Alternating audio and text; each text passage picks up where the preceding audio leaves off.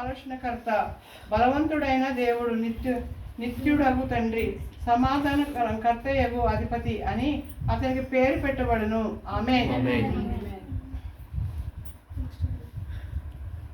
Luke 2:9. And the angel of the Lord appeared to shepherds, and the glory of the Lord shone around them, and they were terrified. But the angel said to them, "Do not be afraid. I bring you good news that will cause great joy for all the people. Today in the town of David, a Savior has been born to you. He is the Messiah." Amen. లూకా సువార్త 2వ అధ్యాయం 9వ వచనం. ప్రభు దూత వారి వద్దకు వచ్చి నిలిచెను. ప్రభు మహిమ వారి చుట్టూ ప్రకాశించినందున వారు మిక్కిలి భయపడేది. అయితే ఆ దూత, "భయపడుకుడి, ఇదిగో ప్రజలందరికీ కలగబో మహా సంతోషకరమైన సువార్తమానము నేను మీకు తెలియజేస్తున్నాను. దావీదు పట్టణమందు నేడు రక్షకుడు మీ కొరకు పుట్టి ఉన్నాడు. ఈయన ప్రభువైన యేసు.